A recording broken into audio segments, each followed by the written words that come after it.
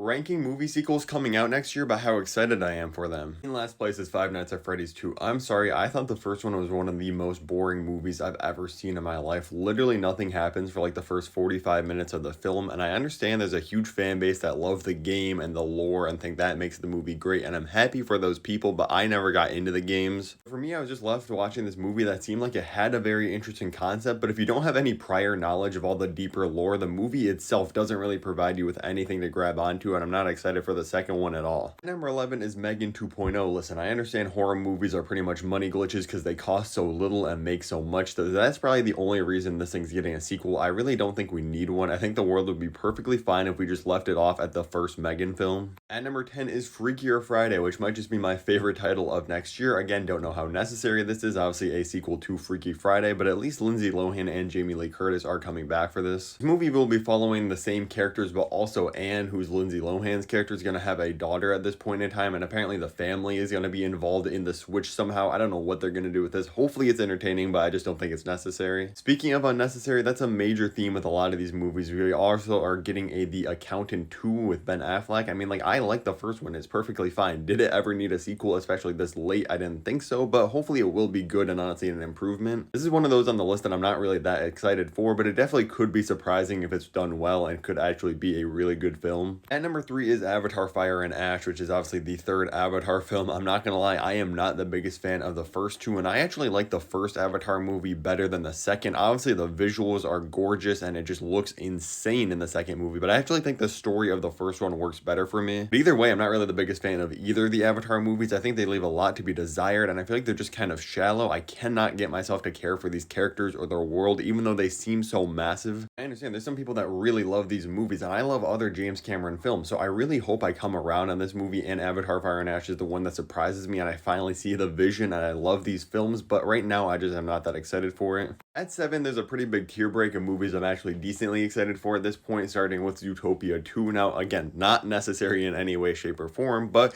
I didn't think Inside Out 2 was necessary either, and that was a really good sequel. And this will end up being like the same time period between the first and second film as Inside Out had, so I think there is enough time here for them to really have a good story and script and something worth making. And I do remember really liking the first Zootopia movie. I'm not gonna lie, it's been a while since I watched it. I'm gonna have to freshen up, but I really like the world and these characters, and I am excited to go visit them again. I hope it's just a good story. At number 6, I have 28 Years Later, because I guess they were bored of 28 months later since we had 28 days, weeks, and now we're just skipping 2 years. But either way, I am excited for this, not because I'm a horror fan. Honestly, horror is my least favorite genre. It's not like I hate all of them or anything. I'm just not the biggest fan of it in general, but I am a huge fan of Cillian Murphy. He's probably my favorite actor, or one of my top 3 favorites easily, and I am super excited for pretty much anything he will do. I do think these movies are very effective in their unique style, and they kind of stand out in the horror genre, so I'm really excited to see what they can do with this third entry in the genre. Could be a great trilogy. And number 5 is Nobody 2. The first one's nothing crazy, but it has a lot of really just insane over-the-top action sequences that are honestly just a blast to watch, and if the second movie can just give me more of those while raising the stakes even further, honestly, I'll kind of be seated no matter what. At number 4 is Jurassic World Rebirth. This is going to be taking place 5 years after the events of Jurassic World Dominion. Now, I'm not gonna lie, the last 2 Jurassic World movies I think have been pretty bad to downright terrible, but I am going to be a sucker and be excited for this one. It's directed by Gareth Edwards, so that gives me a lot of faith in this movie and the tone that they're going for. I feel like this is going to be kind of a soft reset for the franchise and hopefully set it up for a good direction in the future. And also we have Scarlett Johansson and Mahershala Ali starring in this. Seems like it really wants to get back to the more like almost horror-esque vibes of the first movie, while also just still being kind of actiony and goofy at the same time. If it can capture that vibe of the first movie, it will be really good. At number 3, I have Tron Ares. I'm a big fan of the Tron films, specifically Tron Legacy, and I think this one is just going to be that film, but better, honestly. I know a lot of people are worried about Jared Leto being the star of this movie, but I'm honestly not. He has some good roles in the past. I know it's not been good lately. I don't think the guy's just magically lost the ability to act. I think he can do what this movie's asking of him. The visuals are going to be insane with all the technology advances since the last film. Who is Captain America Brave New World? Listen, they're saying all the right things to get me really excited for this movie, like it's going to be the political thriller kind of genre and feel of Winter Soldier.